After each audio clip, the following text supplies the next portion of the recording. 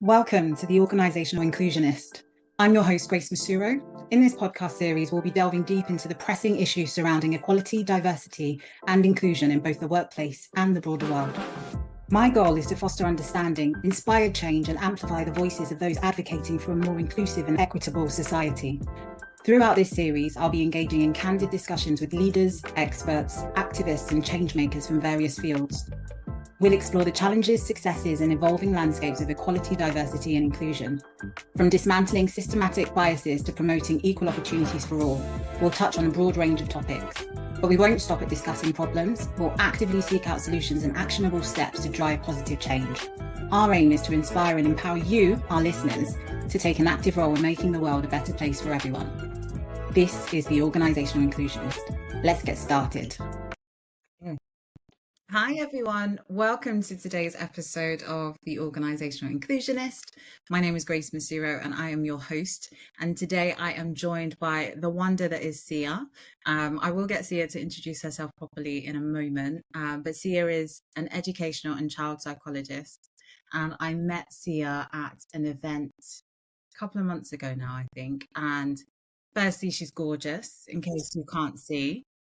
But she's just when you just warm to someone, like really approachable, genuinely interested in what you have to say, and she's doing absolutely amazing things. So we caught up after we'd met. We had a video call, a video chat, and she was saying some really interesting things about her work and just why it's important, particularly in education, when we think about Black children, but also just children from marginalized backgrounds to some extent. So I had to have her on. So Siya, thank you so much for joining me. Thank you. And I just felt very drawn to you when we met at that event. So all of the things that you said about me, it's because you're a mirror and you're all of those things too. Thank you. The love fest. Yeah, total love fest. I love this. So Siya, I would love it if you could please introduce yourself to any of our listeners. Who is Siya and what do you do?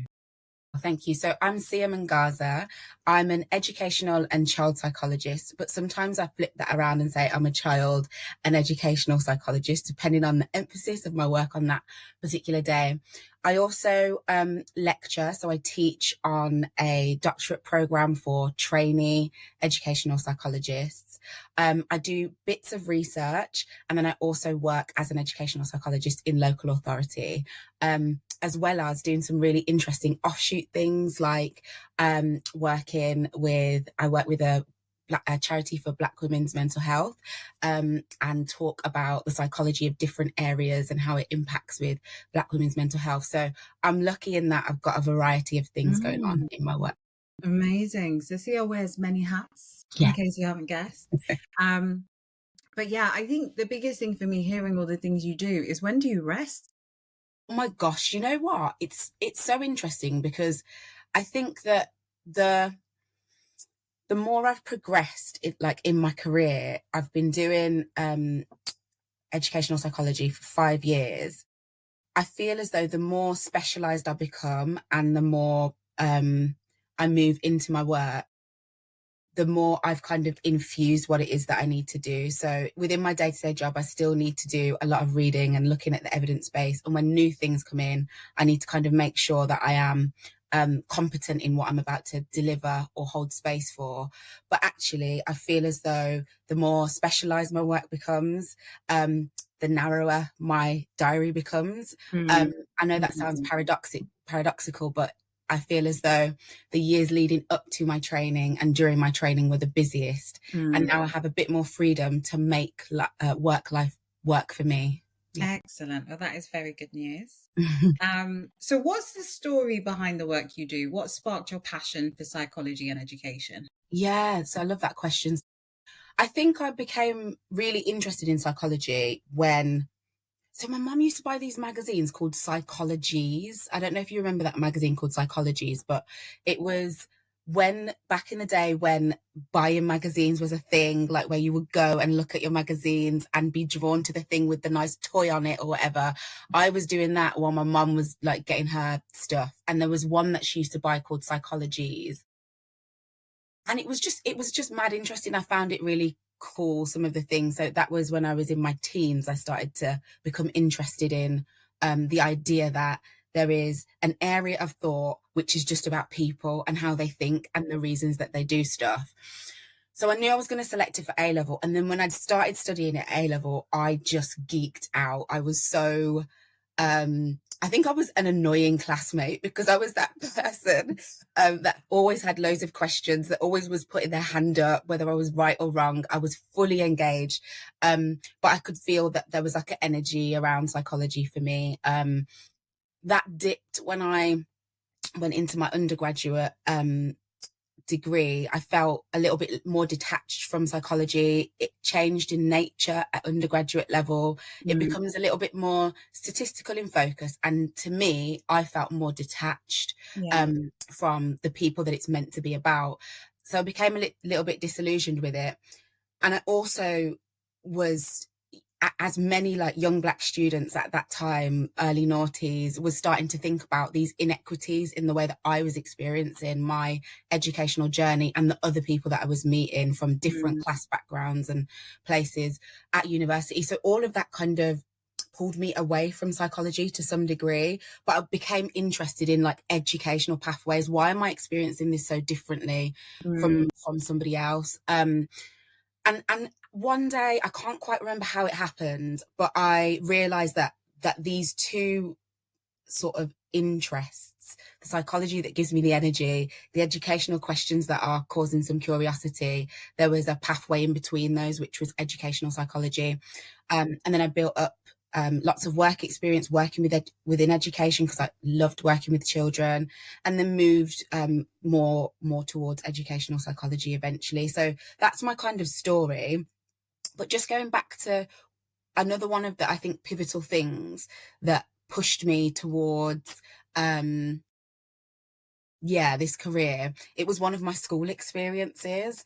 And I went to a very racially, ethnically diverse school in inner city Birmingham, and I was in the top set for English, and we had an assignment to do, which was to write about the way that misogyny showed up in a 50 Cent song. And our teacher had given what I felt was a quite one-sided lesson about rap and rappers as represented by 50 Cent in the song PIMP.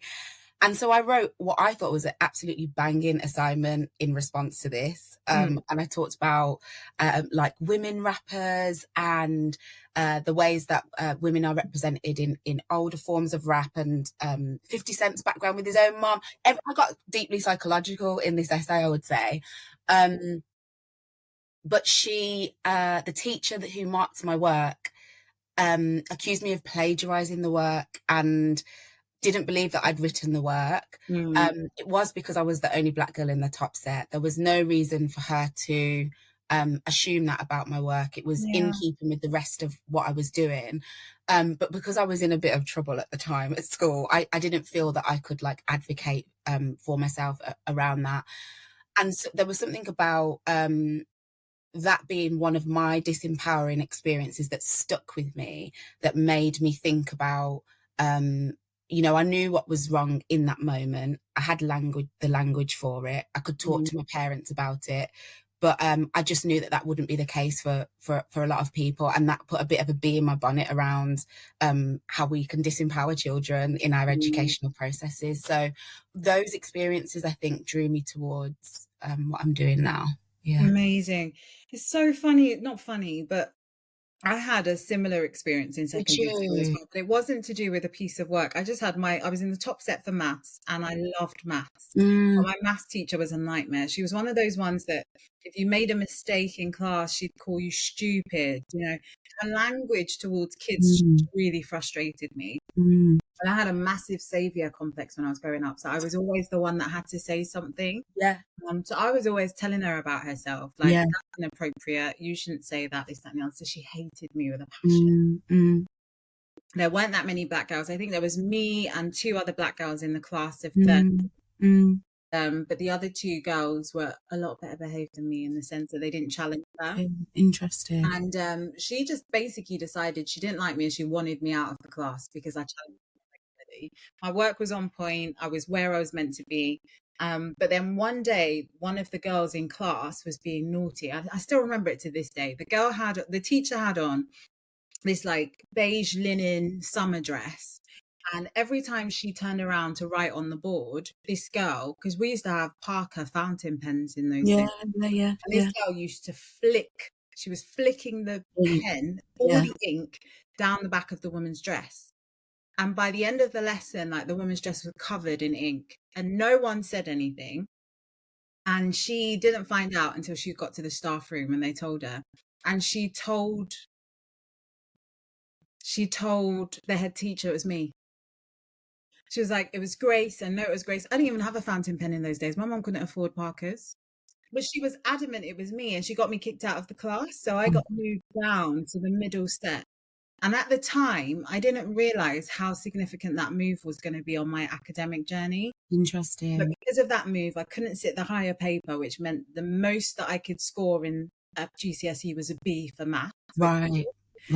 Then meant that because I only got a B, I couldn't do maths A level at sixth form. Right. I wanted to do maths A level. Yeah. I didn't realize that until it was time to apply for A level. Yeah. I was like, wow, this woman completely pooed on my trajectory. And she didn't know what she was doing. Yeah. I had no idea. My mum, was like, I moved to the UK when I was 5. So my mum didn't have any understanding of the education system. She couldn't advocate for us in that way. Yeah.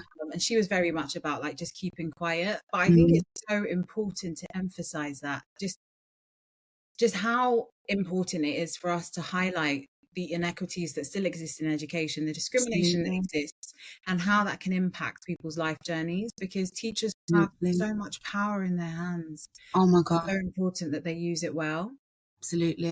I'll never forget that teacher. Were you I don't know if you were like me, but I was looking for my teacher on LinkedIn and just wondering if I could be like, hey, I made it. No. Because I always knew she was miserable. That's the healthy response, I think. She was miserable. When I tell you, that woman was miserable. And I don't think that she will have done anything great after she left our school. Like, she wasn't there by the time I did my GCSEs. Not GCSEs, because I stayed for sixth form. So by the time I was in sixth form or finished sixth form, she'd gone. So I don't know where she is. Wish her all the best. Yeah. But yeah. Yeah. It's interesting though. When you say that you weren't aware of the implications of being moved down a set, this is still a prevalent issue, especially for not just Black families, but for families that are getting used to the language of education. So when I was doing my own doctorate, I did some research with Black families about their experiences in education. And one of the things that came up as a theme, as it was a smaller theme in the wider frame of the research, but it was a thing.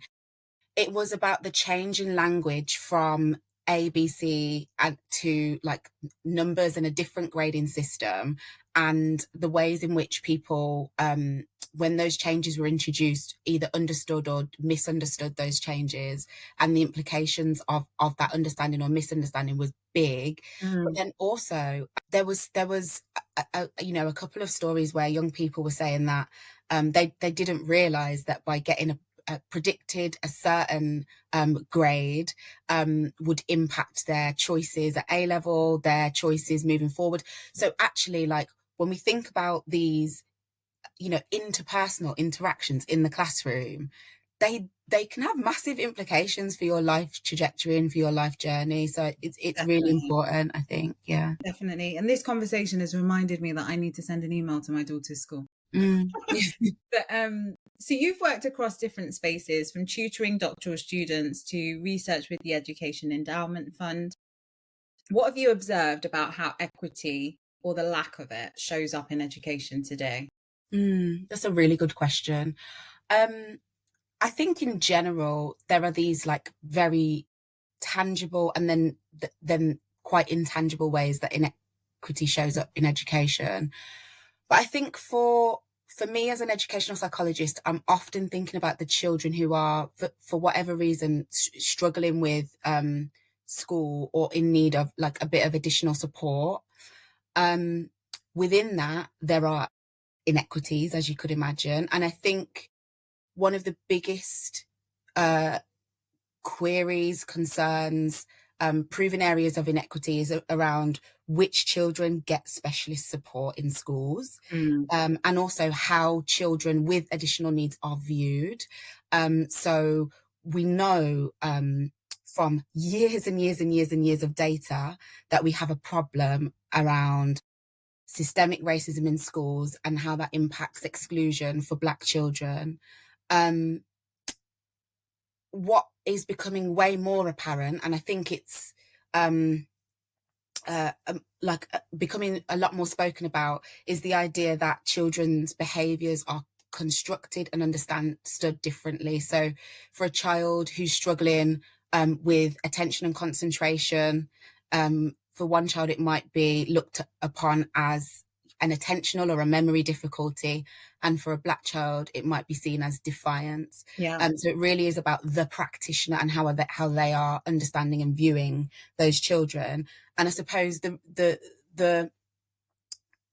ways in which I feel we as educational psychologists, but also just as educators, people invested in children's education, can make a difference in that is kind of looking at the data. So in the last psychology service I worked in, we did a really interesting project where we analysed the data around who was being referred to which service and what was the reason. And we did find those discrepancies, and we found those inequitabilities. I don't even know if that's a word, but I'm going with it. But when you look at your data and you can see, okay, we've got children who might be presenting with similar needs, but the white child was saying it's communication and interaction, and the Black child was saying it's social, emotional, and mental health needs or behavioural needs.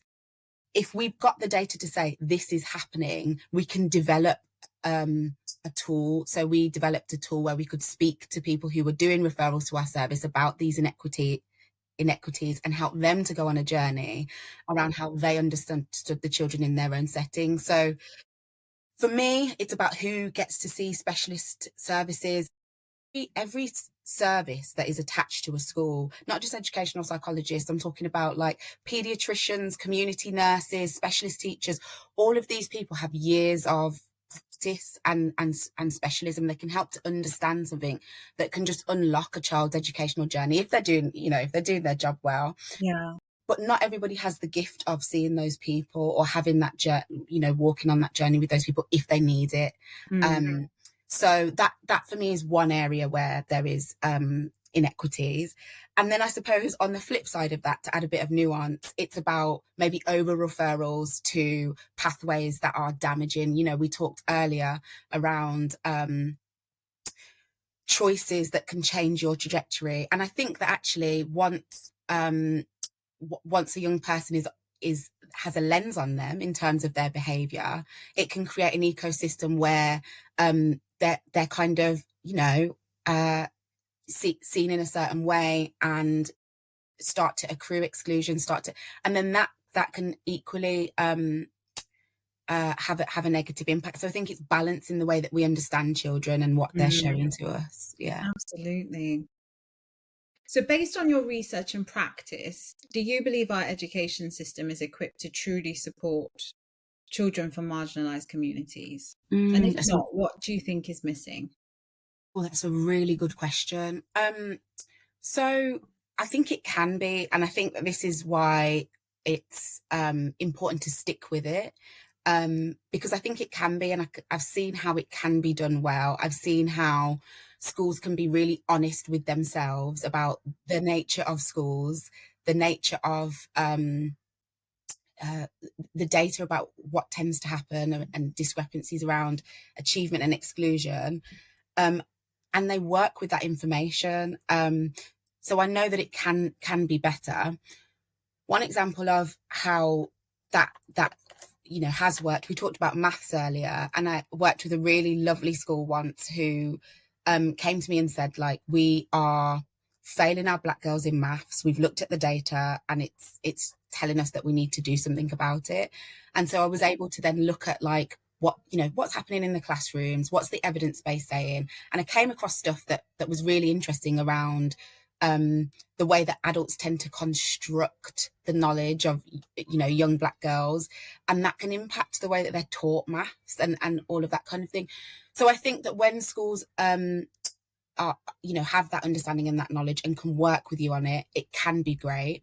And then I think it's also about representation within schools and within specialist services, not just representation for representation's sake, but people that know and understand and can relate to parents, can relate to the children, and can again, like unlocking different gifts and knowledges about how their educational journey can become better. So I think it can work better. At the moment, it's not working as well as it could. Yeah, but it can be better. No, I agree. So we talked, when we caught up last time, we talked about some of the work that you're doing around technology and AI. How does race, class, or neurodiversity impact the way children and families engage with technology in learning? Yeah, that's a really good question. So yeah, I was involved in doing some data collection on a research project around the ways that EdTech is being used in schools, particularly for children that are struggling with their learning or identified as disadvantaged learners. So that under that umbrella, lots of learners will come under that umbrella. And I suppose one of the key things was around just the money, the tangible.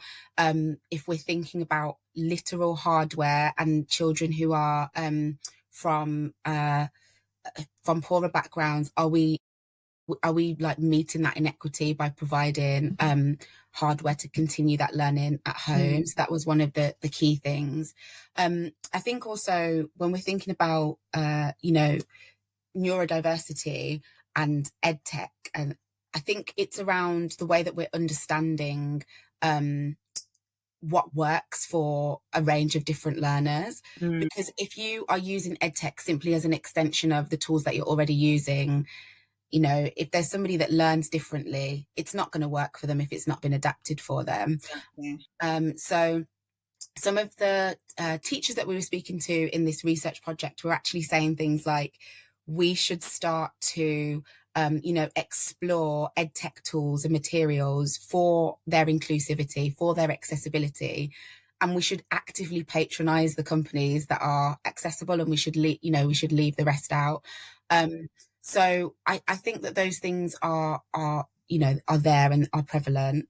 I also would say if we're thinking about like gamified learning, which is quite popular, it's around like how relatable the games are. If there are characters, how much children can see themselves in those characters.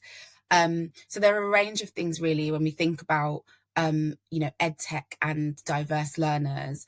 But actually, if education is already inequitable, the last thing that you want to do is embed a tool that gets rolled out and just simply compounds those inequities. The reason why I was interested in being in this research was it was because we were thinking about the fact that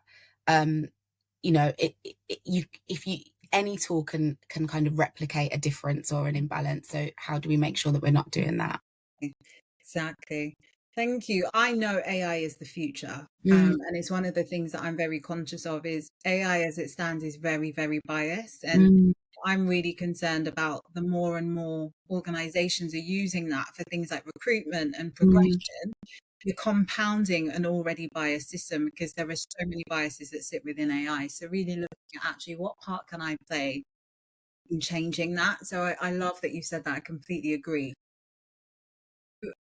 When we talk about AI and bias, we usually focus on data, but what does psychology bring to the table in terms of addressing bias and building more ethical AI? Well, that's a great question. So I think that certainly in terms of educational psychologists, we're very much at the infancy of understanding how we can be in the arena, I would say. The second thing I would say is that psychology as a whole has its own inherent biases. So psychology isn't a silver bullet when we think about reduction of bias. But I would say that there are some kind of, there are some useful psychological lenses like confirmation bias, the idea that you'll have some hypotheses in mind and any evidence that you seek will confirm those. Yeah. So I think that psychological theories like that can be useful in, shaping the AI landscape. And then I think the other thing that psychologists could potentially bring, but it doesn't have to be a psychologist. I think it could be anybody that has a lens on vulnerable people or disempowered groups like children can be sometimes. It's around your ethical framing. So we have to have like these ethical standards that we work by and adhere to. And so we have a language for talking about ethics and for thinking about things like informed consent and for thinking about things like data. And so I think we can bring some of that to the table in terms of our lived experience and our practice as well. Excellent. So do you think AI has the potential to widen or close gaps in education? I feel like I kind of already know the answer, but to widen or close gaps in education and inclusion, and what's the risk if psychologists aren't in the room? Yeah, so I think that it could do, but it could go either way. I think that technology, edtech in general, can reduce some disadvantages. There's some data to suggest that it can reduce some disadvantages, but then there's that it's complex because we're at the very early stages of that research, and there's some data that suggests that it compounds disadvantages. So I think that it can go either way. I think the things that we need to be thinking about are the wider systems around children. So as we talked a little bit about things like hardware, but actually I think often about the space that teachers have to do their job and to do it really well. And I think one of the things that came up in the research project was around the implementation practices around edtech, or when I say edtech, I'm kind of including AI in that. So if we are able to provide the space to train teachers effectively, to think about how they can embed their pedagogy into their use of edtech, to think about the ways in which disadvantage already shows up in their classroom and how edtech can be a bridge to bridge some of those disadvantages rather than kind of like inherently compound them. I think that that's really key. And I think speak to teachers kind of know, a lot of teachers do know and can do their job really well if you kind of give them the space to problem solve around okay, here's the space to think about what's going on in your classrooms, here's the technology, how are we going to best use this, and how are we going to measure our effectiveness over time. And I actually think that is a top-down problem. That's not something that individuals can solve. I think that this is an issue that goes right to the top of government, where we're thinking about how well-resourced schools are to move forward with the technological age that we're finding ourselves in. Yeah. So, yeah. Amazing. If we could design, or if you could redesign one aspect of the education system tomorrow, what would it be? I feel as though I would be giving schools, teachers, teaching assistants, who I don't think get enough credit in this kind of like educational landscape, I'd be giving them a lot more time to do things like reflective practice. When I worked in a school, I was teaching for a while before going into educational psychology. I didn't have the opportunity to do what we have to do as psychologists, which is we have to do supervision, we have to do, peer supervision. Supervision has a different kind of connotation in the education world, but in psychology, it's about thinking through the ethical connotations of our actions, all of those decisions that we talked about at the beginning of the podcast around moving somebody down a set. What are the implications of that? What does that mean for that child's race and class and all of that kind of thing? I don't think that there are enough spaces within schools for teachers to kind of do that reflective practice together. I would be creating an education system where we can create those spaces for teachers. I would also be, and this isn't just about schools, I think this is about like the wider society. I'd be reframing what we think of in terms of accessibility and inclusion. I think that as much as I love the work that I do, some of the work that I do is around supporting people to reframe what it means to have a diagnosis of ASD, autism spectrum disorder, or ADHD, or what a neurodiverse brain looks like in practice. And if we had space for people to really understand difference better, and if our education system were to judge children in a different way, in a more open way and a more creative way, I actually think that we'd have much happier children. We wouldn't have as much of a crisis as we're having at the moment around, we've got something we now call EBNSA, or I always get the acronyms wrong, but emotionally based school avoidance. So massive implications for young people and their mental health. But I think the systems that we push them through and the curriculum that we push them through absolutely works for a lot of children, but there are more and more children on the margins for whom that's not working for. So I think a reshifting, a reframing of what it means to achieve, to show up, to be your best and to flourish, that needs to come from outside of the education system, but it really needs to permeate inside of it. Absolutely. I know so many teachers, particularly at my church. I feel like everyone that goes there is a teacher. And whenever I ask them how's work, they're just exhausted. They're just like, and most of their time is spent on kind of admin, and it feels like they don't get the opportunity to do what they came into the space to do, which is spend time with kids and develop those children and really help them be the best that they can be. Because they're so caught up with what the system is demanding them do. Absolutely.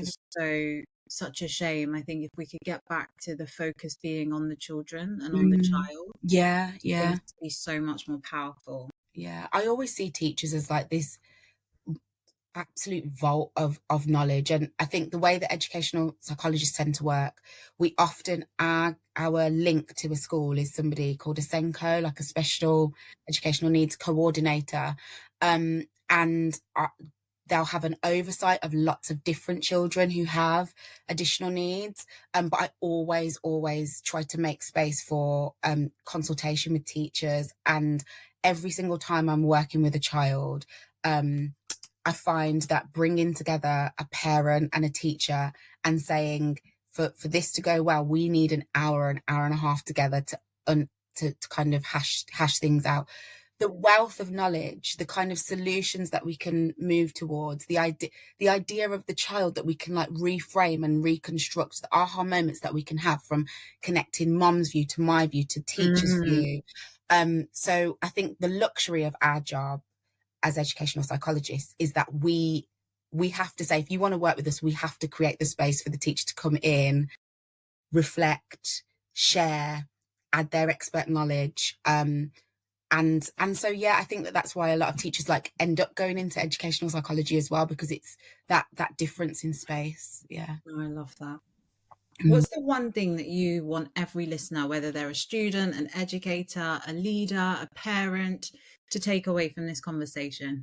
I think that a lot of parents, if their child is struggling, or if their child ends up needing to access additional support, for some parents it can be really scary, and for some teachers who have children who are struggling, I think they can get really dismayed if they don't feel supported. I think that what I would say is, a lot of the time, what we're doing as psychologists, of course, we're adding in ideas and we're hopefully adding value from like an evidence base, but a lot of the time we're identifying what they're already doing with the child that's adding strength, adding love, adding value, and adding care, and we're just kind of putting words to that. So I would say, if you're in one of those really dark moments where you don't know what the next step is for your child, or you feel like they're struggling, or you don't know what's happening next, I would say take a moment, think about what it is that you are doing to provide routine, to provide love, to provide care, to provide structure, to provide gap boundaries. You're guaranteed to be doing some of those things, and it can help you just to know, like, you have a stake in this, and you can do this until you get the support that you need. Yeah. Amazing. Thank you. So I've recently started to close out the podcast with this question. What does inclusion mean to you in the education space?